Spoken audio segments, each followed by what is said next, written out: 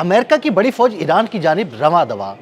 America का तैयारा बरदार बहरी जहाज़ खलीज फारस में पहुंचने वाला है।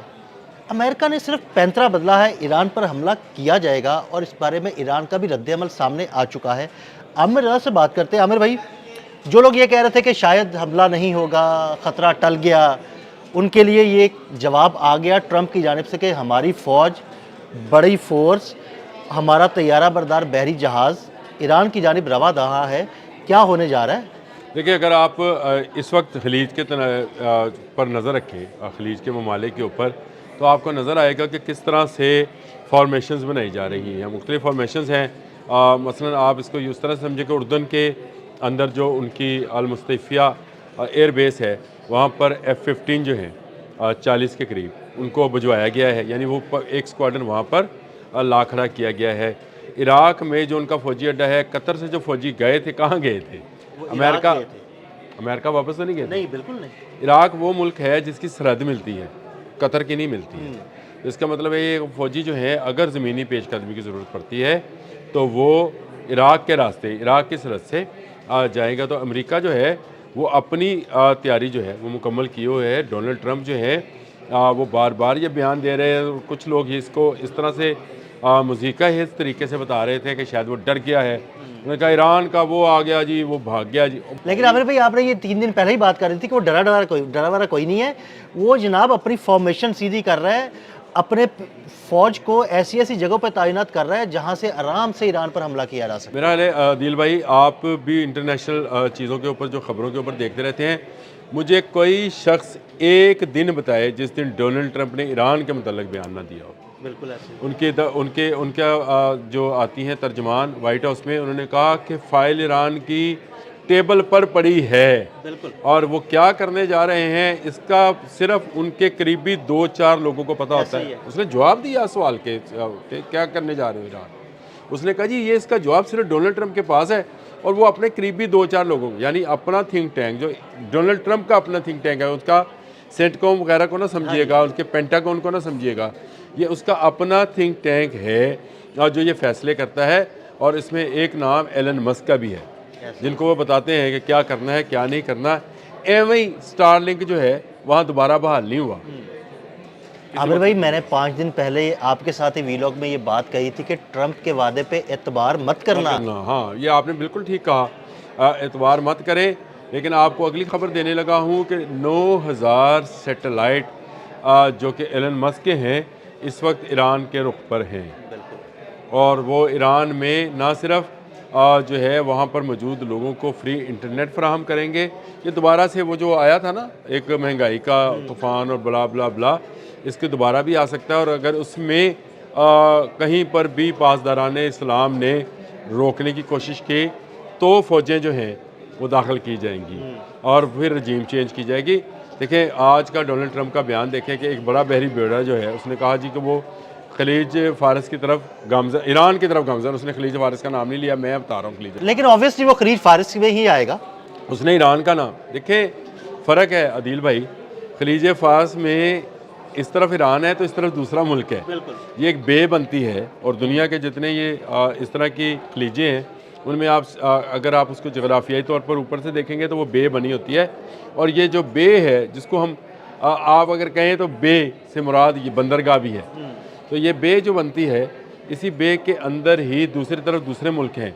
तो वो ये कह सकता था मैं खलीज फारस में जा रहा हूँ, नहीं, उसने ये नहीं कहा। ईरान का नाम लिया, बिल्कुल डायरेक्ट ईरान का नाम लिया। हाँ, शिकारी ने जाल बदला है, शिकार नहीं। शिकार उसका वही है, उसका पैंतरा बदल गया है, शिकार उसका ईरान है।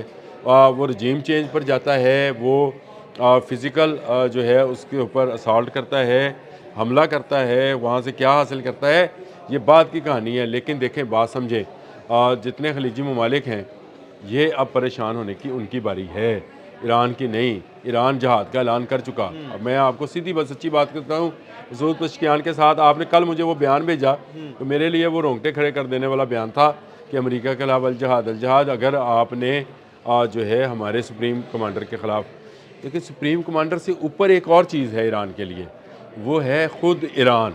ऐसे ही है। ईरान है तो सुप्रीम कमांडर है, सदर है, पार्लियामेंट है, पासदारान इस्लाम है, तो उनसे उससे उससे ऊपर की एक चीज़ है जिस पर अगर कोई हमलावर होगा तो फिर अल जहाद होगा। अगर ये जहाद होता है तो ईरान को जो है दबाया जाएगा। कहाँ से?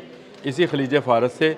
इस वक्त बहरी बेड़ा जो है, अगर आप सैटेलाइट से उसकी लोकेशन चेक करें तो वो खलीज अमान में है, और खलीज अमान से जा वो ईरान की तरफ रहा है। अगले 3-4 रोज़ जो हैं इसमें ये ईरान में पहुँचेगा, खलीज फ़ारस में पहुँचेगा और ईरान के लिए अपनी सेटिंग शुरू करेगा। इस पर 70 के करीब जहाज़ मौजूद हैं, और वो हैं F-35M यानी मरीन्स वाले जहाज़ जो हैं, मल्टी रोल प्लेन्स हैं, 5th जनरेशन है, स्टेल्थ टेक्नोलॉजी है।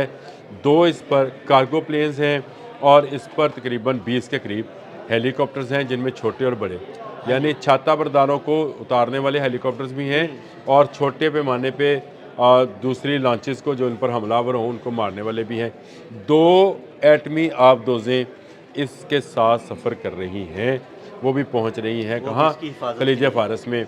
और उसके बाद ये जो सारा का सारा 8,000 के करीब इस पर फ़ौजी तैनात हैं, और दूसरा बहरी बेड़ा जो है वो भी इसकी हिफाजत के लिए, यानी एक और 5th उसको कहते हैं 5th बहरी बेड़ा, 5वां बहरी बेड़ा, वो भी मौजूद होगा बैकअप प्लान के तौर पर। तो इसका मतलब ये है कि जंग की फॉर्मेशंस बने, जिसमें अगर आप फिल्मों की तरफ देखें तो आपको नज़र आता है कि यहाँ पर पैदल हैं, यहाँ पर सवार हैं, यहाँ पर हाथी सवार हैं, यहाँ पर ऊँट सवार हैं। यानी आमिर भाई जो फॉर्मेशन बन रही है वो ये है कि एक तो अब्राहम लिंकन बड़ा बहरी बेड़ा हो गया, जो दुनिया का सबसे बड़ा बहरी बेड़ा है। एक बहरी बेड़ा उसका ऑलरेडी वहाँ पे मौजूद है, 5वां 2 हो गए। उसके बाद इराक़ में उसका जो फ़ौजी अड्डा है अमेरिका का, वहाँ पर कतर से भेजे फ़ौजी तैनात हो कर दिए गए। उसके बाद उर्दन में उसके 40 F-15 लड़ाका तैयारे पहुँच चुके हैं। तो इसका मतलब है कि 3-4 तरफ से उसको तीन इतराफ से तो समझ लें कि उसको घेरने की पूरी तैयारी कर दी गई है ईरान। देखिए, ये बात बड़ी अहम है। मैंने शुरू में कहा था आपसे कि ये अब ईरान का नहीं, अब खलीजी ममालिक का भी मामला बनने वाला है। देखो, जहाँ पर बात मैंने शुरू की थी वो ये थी कि खलीज फ़ारस पर आकर बैठ रहा है अब्राहम लिंकन।